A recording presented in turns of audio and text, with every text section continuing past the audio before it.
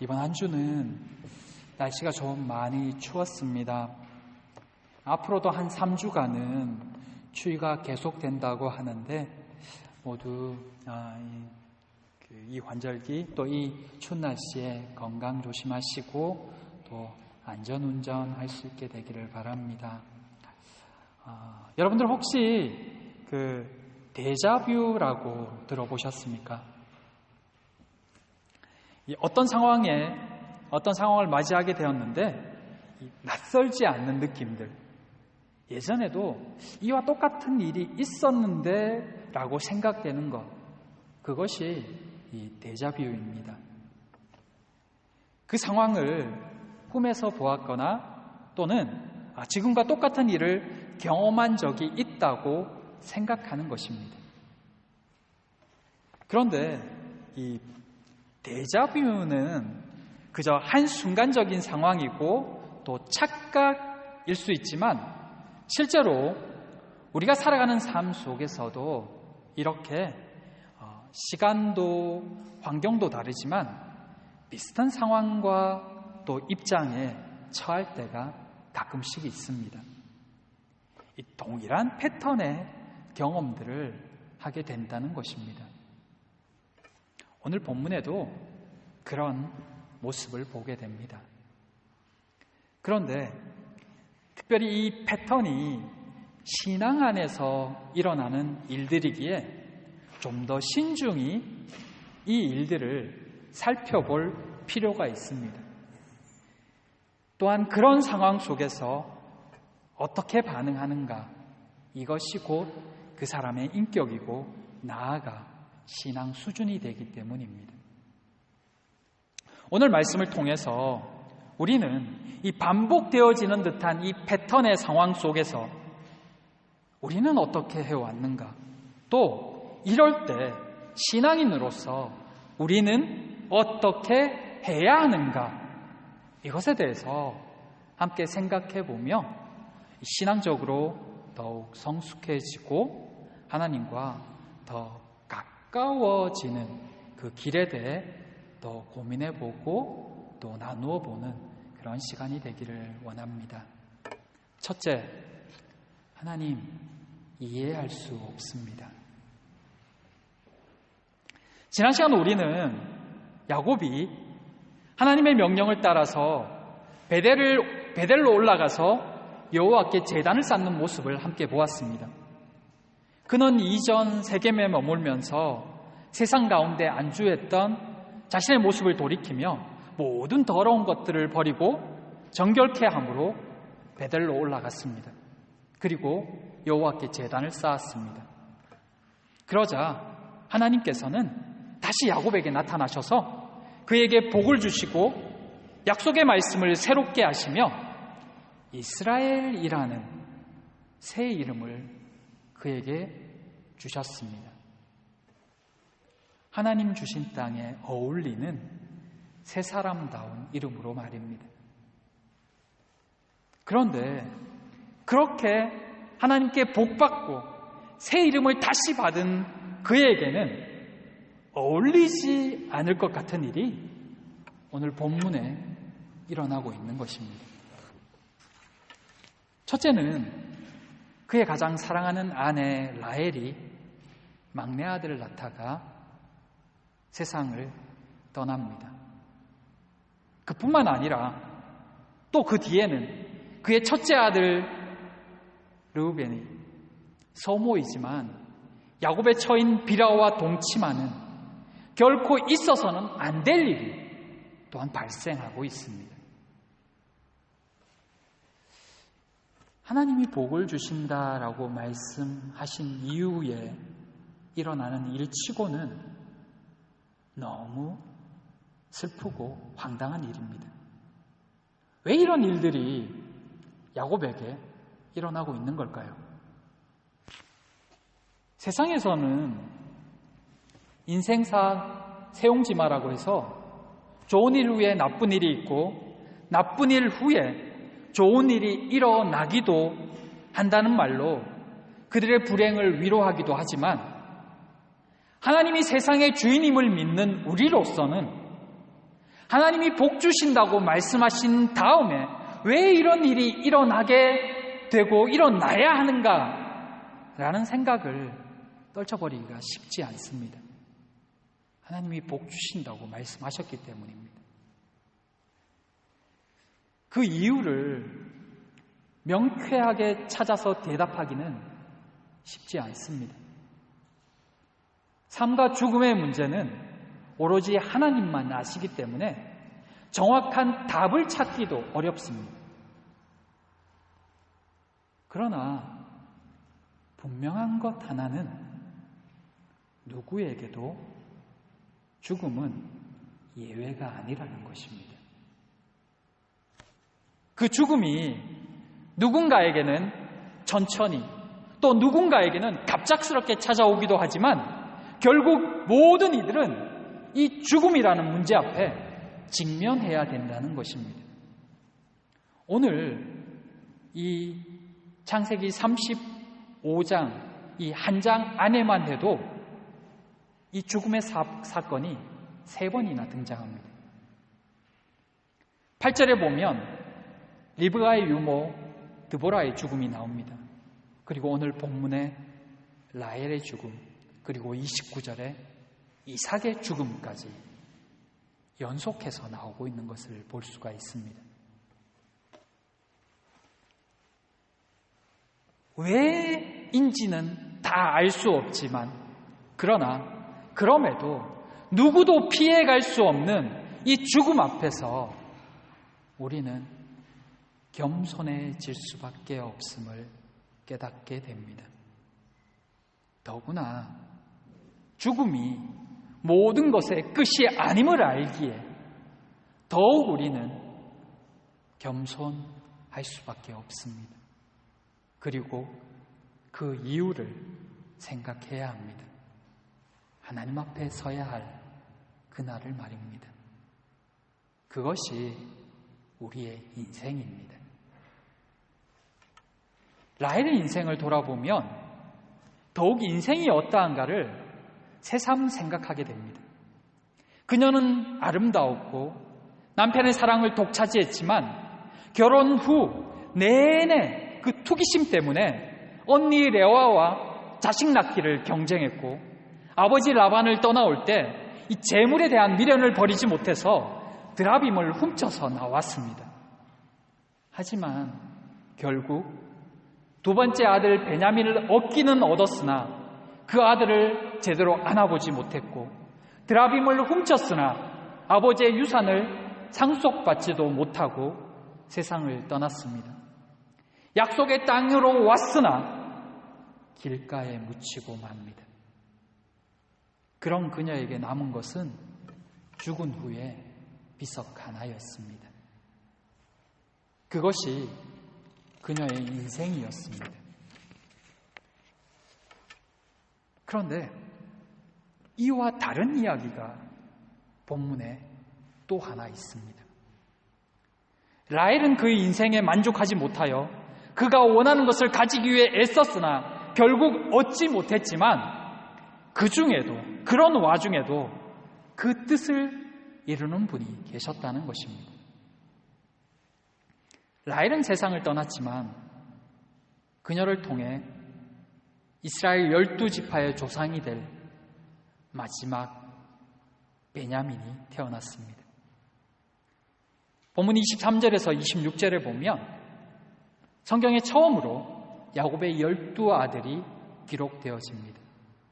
그들이 바로 하나님이 약속한 그 약속의 땅을 유업으로 받게 될 이스라엘 12지파의 조상입니다. 그 아들 중에는 22절처럼 아버지의 아내를 범한 르우벤도 있고 하나님이 주신 할례 제도를 악용해서 자신의 원수를 갖고 심지어 세겜 사람들의 것을 노략질한 시므온과 레위도 있습니다. 세상적으로 보면 파렴치한 인간들이고 하나님의 백성 같지도 않은 사람들이었지만 하나님은 그들을 통해서도 하나님의 약속을 지키셨고 그분의 뜻대로 이스라엘의 기초가 될 12지파의 조상들을 주셨습니다. 또한 평생 결코 돌아오지 못할 것 같던 그 야곱을, 그것도 그를 죽이겠다고 벼르고 별렀던 에서가 있음에도 불구하고 하나님은 이삭의 생전에 야곱이 돌아오는 것을 보게 해 주셨습니다. 그 야곱이 돌아온 것을 보고야 이삭이 세상을 떠납니다. 이삭은 에서가 그 뒤를 이어 장자가 되기를 원했지만 하나님은 당신의 계획하신 대로 야곱을, 이삭을 이을 다음 족장으로 세우기 위해 이삭의 생전에 야곱을 다시 돌아오게 해 주셨던 것입니다.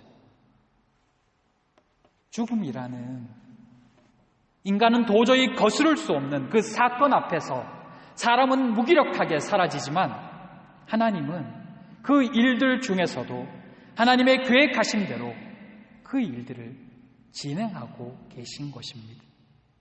결국은 사람의 원대로가 아닌 하나님의 뜻대로 모든 것이 이루어진다는 것입니다. 사랑하는 성도 여러분, 우리의 앞길에는 또 어떤 알 수 없는 일들이 일어나게 될지 모릅니다. 어쩌면 이 땅을 떠나는 그 순간까지 우리는 다 이해하지 못하고 다 깨닫지 못한 채 이 땅을 떠날 수도 있습니다. 그러나 그럼에도 분명한 것은 그 모든 일이 하나님의 아심 아래, 보심 아래 있다는 것입니다. 그리고 그 하나님께서는 우리 각자를 향한 각각의 계획하심을 가지고 계시다는 것입니다. 그것이 때로는 우리가 보기에 이상하게 느껴질지라도, 다 이해하지 못할지라도 그건 역시 하나님의 섭리 안에 있다는 것입니다. 그것을 믿으면 어떠한 경우에도 믿음 안에서 살 수 있습니다. 때로 이해할 수 없는 일들, 악인이 악을 행하면서도 여전히 득세하고 잘 사는 것처럼 보이는 일 앞에서도, 때로 착한 이들이 고통받고 힘들어하며 심지어 불의한 일을 당하는 것을 보게 되더라도 조금은 마음의 평정을 잃어버리지 않을 수 있는 것입니다. 그럼에도 하나님을 향한 믿음을 쉽게 잃지 않을 수 있는 것입니다. 그 하나님이 오늘도 우리를 지키고 계시기 때문입니다. 지금 우리에게 주신 것 감사하며 살아야 합니다. 하늘에 소망을 두고 오늘을 살아야 합니다. 그것이 하나님께서 우리에게 허락하신 오늘을 평안 가운데 행복하게 사는 길입니다. 죽음이 끝이 아님을 알기에 오늘이 그날을 준비하는 소중한 날임을 믿기에 오늘 하루도 진심으로 하나님을 소망하며 살아가시는 모두가 되시기를 바랍니다. 마음을, 믿음을 새롭게 하시는 모두가 되시기를 간절히 기도합니다. 둘째, 두 번째는 달라야 합니다. 이해할 수 없는 이 슬픔 앞에서 오늘 야곱은 어떻게 반응하고 있을까요? 라헬은 죽어가면서 그토록 안고 싶었던 아들을 낳으며 그 이름을 베노니라고 짓습니다. 슬픔의 아들이라는 뜻입니다. 그토록 낳고 싶었던 둘째를 낳았음에도 제대로 한번 안아보지도 못하고 세상을 떠나게 되니 그 마음이 무척 슬프고 허망했을 것입니다. 그래서 그 마음을 따라 아들의 이름을 슬픔의 아들이라고 짓고 있었던 것입니다. 그 슬픔은 야곱도 마찬가지였을 것입니다. 그토록 사랑하는 아내를, 그 아내를 얻고자 14년을 봉사하면서까지 사랑했고 아꼈던 그 아내를 떠나보내는 마음이 오죽했겠습니까? 오죽 무너졌겠습니까? 하나님이 복 주신다고 하셨는데 가장 사랑하는 아내를 떠나보내야 했을 때 그 마음이 얼마나 무너졌을까요?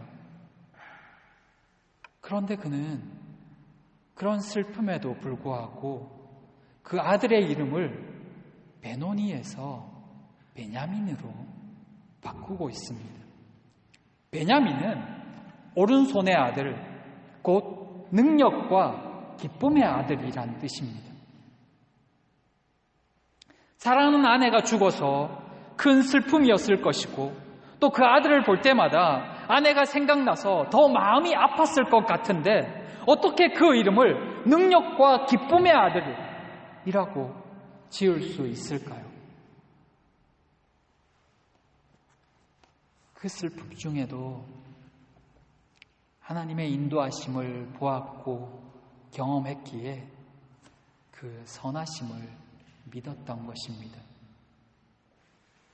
눈에 보이는 현실은 크나큰 슬픔이고 절망이고 낙심이었지만 그럼에도 하나님께서 이 약속의 땅에서 새로운 아들을 주셨고 다시 시작할 수 있도록 도우심을 알기에 아들의 이름을 부를 때마다 슬픔과 낙담을 기억하는 것이 아니라 능력의 하나님을 기억하고 힘주시는 은혜를 기억하고자 했던 것입니다. 그런데 고통은 여기에서 끝나지 않습니다. 그의 장자인 르우벤이 야곱의 처인 비라와 동침하는 사건이 발생합니다. 비라는 라헬의 여종이기도 했습니다. 순간적인 충동도 있었을 것이고 또 평생 자기 어머니 레아와 라헬이 야곱을 놓고 서로 경쟁하며 시기하고 싸우는 모습을 본 탓도 있었을 것입니다.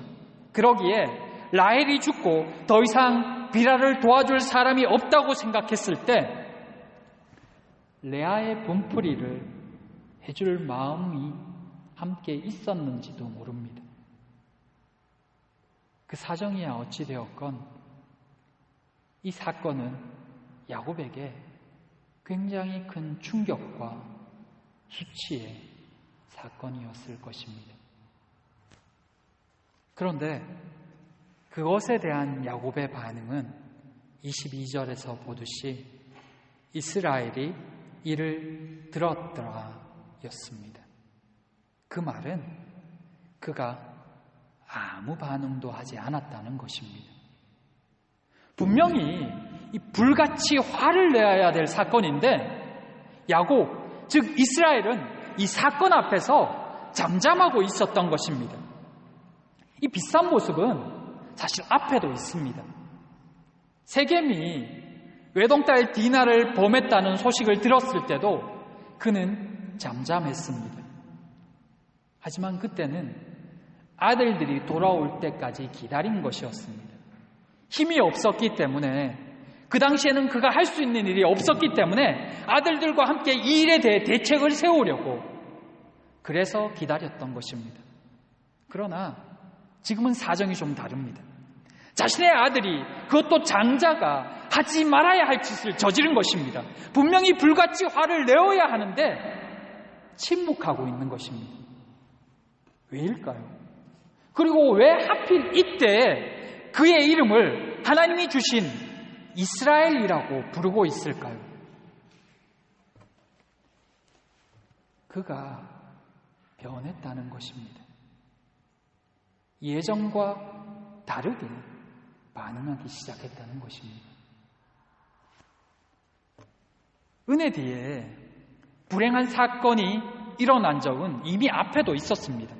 그는 하나님의 은혜로 라반의 위협에도 불구하고 무사히 가나안으로 올 수 있었습니다. 또한 야복 강가에서도 하나님의 은혜로 그를 죽이고자 했던 형 에서의 손에서도 살아남을 수 있었습니다. 그런데 그 큰 은혜를 잊고 난 뒤에 그가 한 선택은 세겜으로 가는 것이었습니다. 그 때문에 결국 외동딸이 큰 수치를 당하는 것을 보아야 했고 그의 아들들이 하나님이 주신 그 할례를 이용해서 끔찍한 살인을 저지르는 것도 보아야 했습니다. 그런데 그런 그에게 또 한 번 하나님의 은혜가 임했습니다.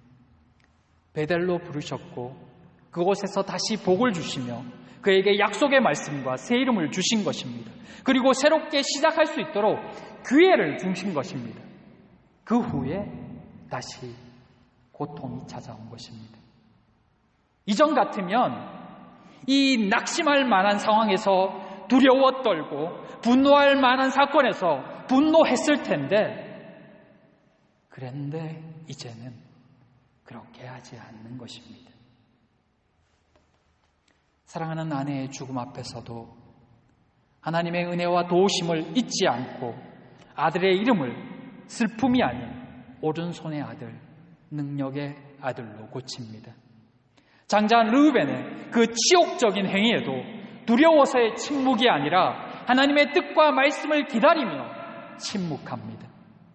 물론 거기에는 자신의 과거, 가정을 잘 다스리지 못한 잘못에 대한 회개도 있었을 것입니다. 그렇게 이전과 다른 반응으로 상황에 대처하고 있었던 것입니다. 환경이 바뀔 때마다 수시로 마음이 변했던 야곱이었지만 이제는 다르게 반응하고 있는 것입니다. 그는 변화하고 있었던 것입니다. 아직도 그의 인생에는 그를 절망으로 몰아넣을 큰 사건이 하나 더 남았지만 그래도 그는 점점 바뀌어지고 있었습니다. 사랑하는 성도 여러분, 오늘 이 야곱의 모습은 우리 신앙과 지금까지 살아온 우리의 모습을 되짚어보게 합니다. 살다 보면 참 여러 차례 비슷한 상황에 처할 때가 있습니다. 그때마다 우리는 어떻게 대처해 왔습니까? 힘들 때, 신앙의 갈등이 생길 때 어떻게 했습니까? 당당히 맞섰습니까? 아니면 외면하고 회피하고 도망갔습니까? 또는 야곱처럼 머리 쓰고 꾀부리며 여러 수를 동원하진 않았습니까?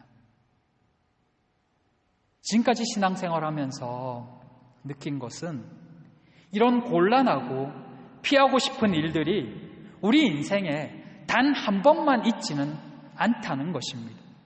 동일한 상황에 처할 일들이 여러 번 있었다는 것입니다. 그런데 그때 어떻게 처신하느냐에 따라 그 일들이 또 일어나기도 하고 또 안 일어나기도 하는 것입니다.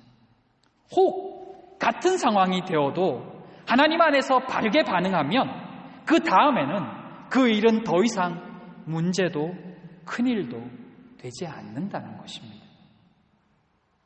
야곱에게도 이후에 또 고통이 찾아왔지만 그때는 하나님의 일에 쓰임받는 사건으로 크게 복된 결과를 가져왔을 뿐 그 고통으로 끝나지 않음을 볼 수가 있습니다. 늘 그렇듯 죄악은 반복됩니다. 잘못도 실수도 반복될 때가 많습니다. 그리고 그 패턴은 끊어질 때까지, 극복될 때까지 또 반복해서 일어나곤 합니다. 그것이 다시 반복되지 않기 위해서는 다르게, 바르게 반응해야 합니다. 두 번째는 달라야 하는 것입니다. 그래야 과거의 잘못을 반복하지 않을 수 있는 것입니다. 그것을 하지 못하면 평생 같은 굴레, 같은 문제에서 벗어나지 못하는 것입니다. 우리는 맨날 왜 이러지? 라고 말하는 분들이 있습니다. 왜 항상 안 되지? 라고 말하는 분들이 있습니다. 특별히 신앙의 문제에 있어서 교회 공동체 안에서 같은 문제가 반복되는 경우가 있습니다. 다르게 반응하지 않았기 때문입니다. 하나님 안에서 옳게 행하지 않았기 때문입니다. 중간에 포기했기 때문입니다. 그러면 그 굴레에서 벗어나지 못하게 되는 것입니다. 2번은 안 됩니다. 같은 일을 2번 겪을 수는 있어도 같은 실수와 잘못을 2번 저지르는 일은 없어야 합니다. 그래야 그것을 넘어설 수 있습니다. 사랑하는 우리 공동체가, 우리 평안의 가정들이 하나님 앞에 바로 서 있으며 온전히 반응함으로 늘 같은 문제로 고통당하는 일이 없기를 소망합니다. 점점 더 하나님께로 깊은 신앙의 단계로 나아가서 하나님이 주시는 참된 평안과 기쁨과 감사 안에서 살기를 소망합니다. 사랑하는 성도 여러분, 내가 아니라 하나님을 바라보시기 바랍니다. 내 안으로, 내 생각으로 파고들지 마시고 하나님께로 더 집중하시기 바랍니다. 그러면 하나님이 보여주시는 그 길과 방법과 뜻을 알게 될 것입니다. 그렇게 하나님 안에서 참 평안과 기쁨을 누리시는 우리 모두가 되시기를 진심으로 축복하며 기도합니다. 기도하겠습니다. 사랑과 은혜의 하나님, 우리 인생의 주인 되신 아버지 하나님, 큰 고통과 아픔 가운데 서 있는 야곱의 모습을 보았습니다. 그럼에도 믿음으로 반응하고자 하는 그의 모습 가운데 우리도 함께 돌아봅니다. 우리 가운데 계속되어진 실패의 패턴은 없는지도 또한 생각합니다. 이제는 잘못된 일들, 후회할 만한 선택을 하지 않기를 원합니다. 하나님, 우리에게 믿음을 더하여 주시옵소서. 때로 고통스럽고 힘들어도 바른 선택, 믿음의 선택을 함으로 더는 믿음 없는 자가 되지 않게 하여 주시옵소서. 하나님께로 더 가까이, 은혜로 더 깊이 들어가는 우리 교회, 사랑하는 우리 모든 성도님들 되기를 소망하오며 예수님 이름으로 기도드립니다. 아멘.